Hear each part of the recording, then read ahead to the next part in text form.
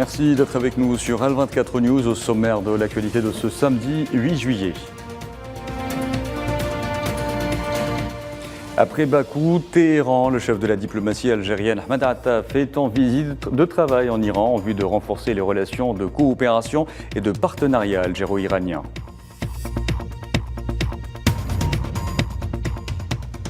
Au Mali, 3 civils tués et 11 autres blessés à la suite d'une double attaque perpétrée dans le nord du pays contre un convoi logistique de la MINUSMA. Le conflit au Soudan perdure, aux centaines de morts et milliers de blessés s'ajoutent près de 3 millions de déplacés.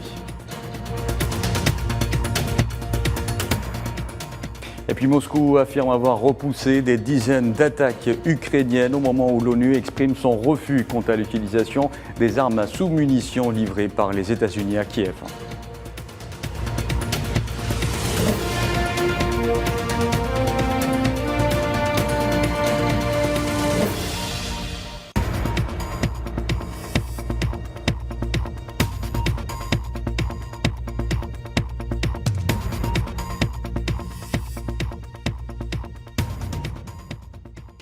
Bonjour à tous. Le ministre algérien des Affaires étrangères et de la communauté nationale à l'étranger, Ahmed Attaf, est depuis hier soir à Téhéran pour une visite de travail en Iran. Chargé par le président algérien Abdelmadjid Tebboune, Attaf doit œuvrer au renforcement des relations de coopération et de partenariat algéro-iranien et en créer les traditions de consultation et de coordination politique sur les questions d'intérêt commun au niveau régional et international.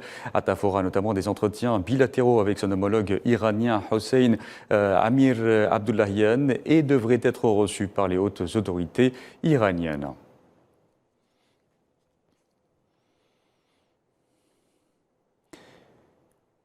Je vous le disais également en titre, insécurité au Mali. 3 civils ont été tués, 11 autres blessés à la suite d'une double attaque perpétrée dans le nord du pays contre un convoi logistique de la MINUSMA.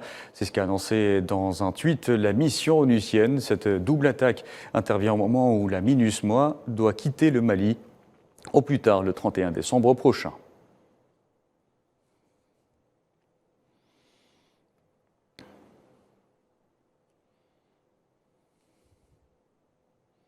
Je vous en parlais également en titre, près de 3 millions, c'est environ le nombre de déplacés qu'a engendré le conflit au Soudan depuis son déclenchement le 15 avril. Ce chiffre est appelé à grimper encore. L'armée soudanaise et les forces de soutien rapide continuent de se livrer bataille malgré les accords de cessez-le-feu et les appels au dialogue. Amal Amzian Zitouni. Près de 3 millions de personnes poussées au déplacement en moins de 3 mois. C'est l'amer constat qui ressort du conflit au Soudan. Les statistiques de l'Organisation internationale pour les migrations publiées ce jeudi ne sont que provisoires. Le conflit armé entre armées régulières et les forces de soutien rapide continue de brasser des vies et de faire des sans-abri et des réfugiés. Selon l'organisation onusienne, 2,2 millions de Soudanais se déplacent à l'intérieur d'un pays en situation de guerre. 700 000 personnes ont choisi de s'abriter dans les pays voisins. L'Égypte et le Tchad en tête, le Soudan du Sud, l'Éthiopie ou encore la République centrafricaine. La plupart de ces personnes déplacées vivent dans des conditions extrêmement précaires, a averti l'organisation. Sur les plus de 697 000 personnes qui ont traversé les pays voisins, 65% sont des Soudanais et 35% seraient des rapatriés et des ressortissants de pays tiers. Malgré les accords de cessez-le-feu et l'appel au dialogue de la communauté internationale, le conflit opposant l'armée soudanaise aux forces de soutien rapide se poursuit depuis le 15 avril dernier et l'Organisation onusienne pour les migrations met en garde contre les conséquences humanitaires de ces déplacements. L'organisation réitère ses appels à un cessez-le-feu permanent et à assurer des couloirs humanitaires sûrs et garantis pour permettre l'acheminement de l'aide aux personnes dans les zones difficiles d'accès. En parlant de sécurité en Afrique, la mission de transition de l'Union africaine en Somalie, l'ATMIS, a affirmé que le retrait des troupes n'affecterait pas la sécurité et la stabilité en Somalie, relevant que la mission de l'Union africaine restait déterminée à assurer un processus de transition efficace et efficient. En Côte d'Ivoire, cette fois-ci, au moins 10 personnes sont mortes dans la nuit de jeudi à vendredi après de fortes pluies à Abidjan, notamment dans plusieurs glissements de terrain. L'ouest d'Abidjan avait déjà été endeuillé l'an dernier lors d'un éboulement dans lequel 6 personnes sont mortes après une nuit de pluie intense.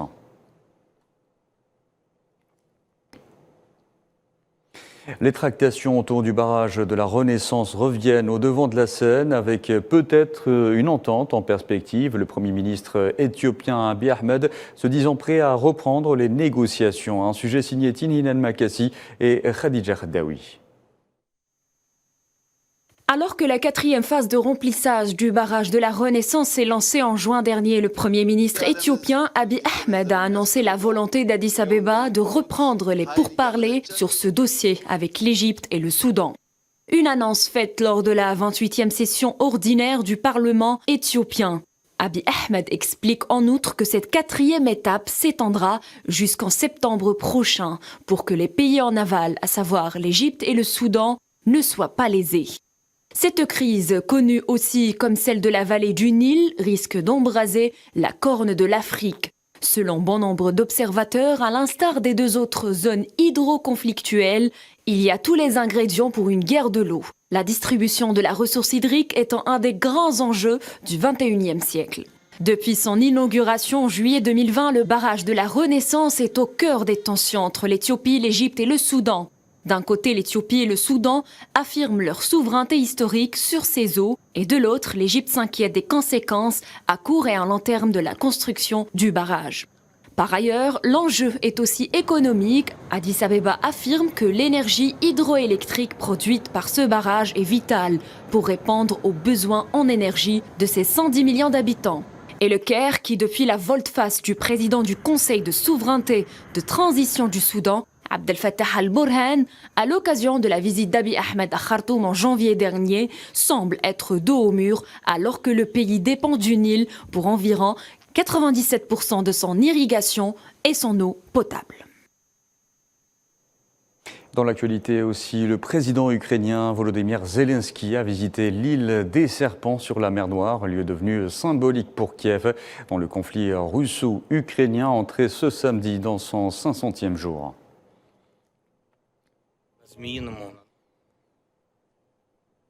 Et sur le terrain du conflit russo-ukrainien, l'armée russe a affirmé avoir repoussé des dizaines d'attaques ukrainiennes. Dans son bilan quotidien, Moscou a indiqué que les forces ukrainiennes avaient perdu sur le front un avion Su-25, 13 drones, plusieurs obusiers et canons automoteurs.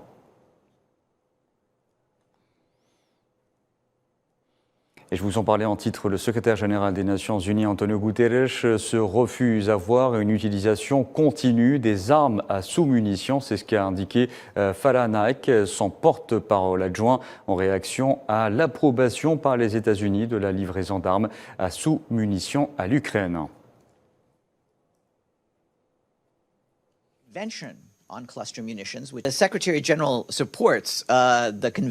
Le secrétaire général soutient la Convention sur les armes à sous-munitions qui, comme vous le savez, a été adoptée il y a 15 ans et il veut que les pays respectent les termes de cette convention. Et donc, bien sûr, il ne veut pas qu'il y ait l'utilisation continue d'armes à sous-munitions sur le champ de bataille.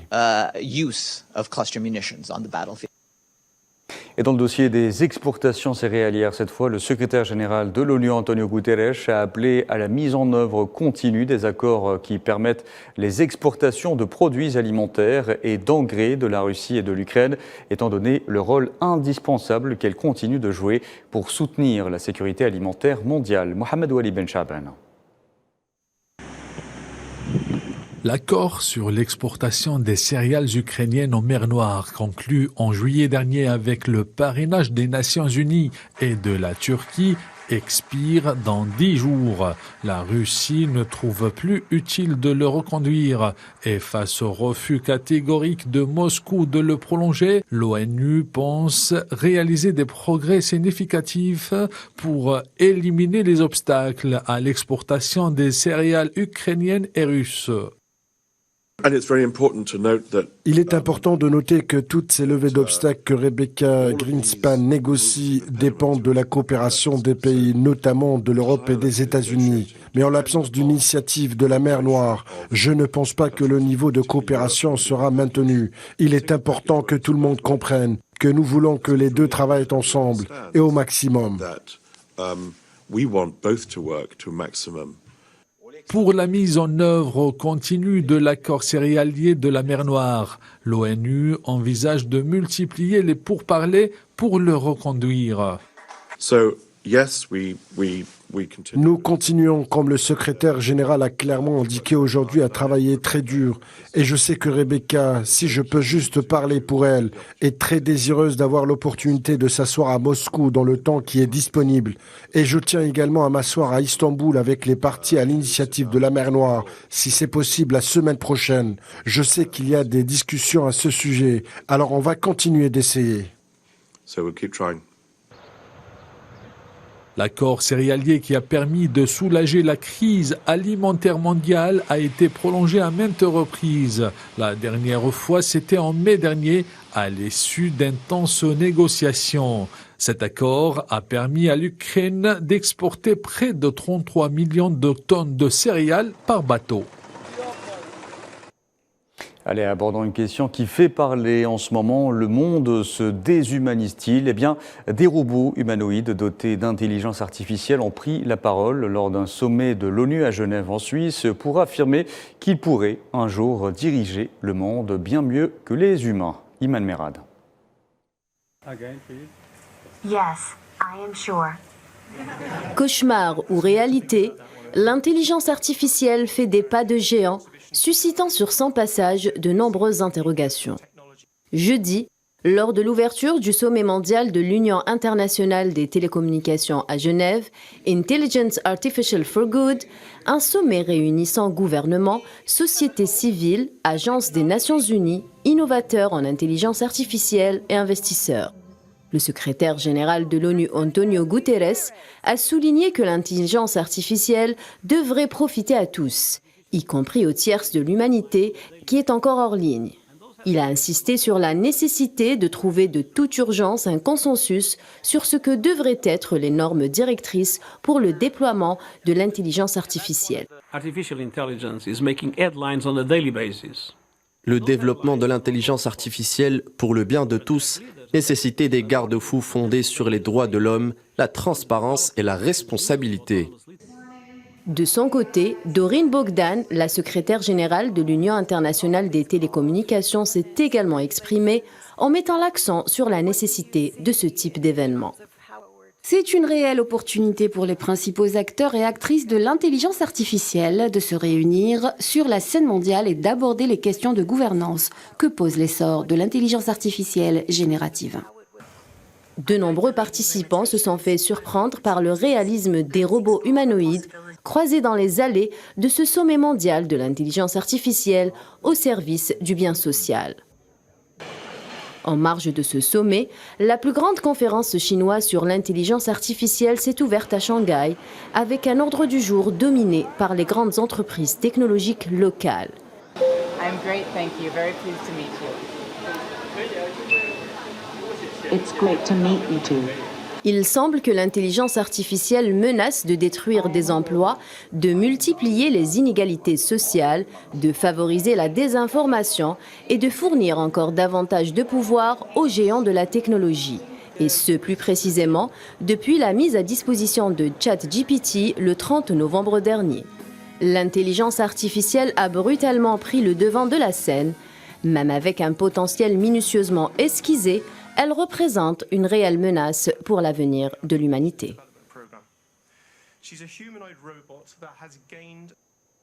Voilà donc, c'est la fin de ce journal. Merci à vous de l'avoir suivi. Vous pouvez revoir ce programme sur le site d'Al24 News ou à travers nos différentes plateformes en scannant le QR code qui s'affiche en bas de votre écran. Excellent après-midi à tous.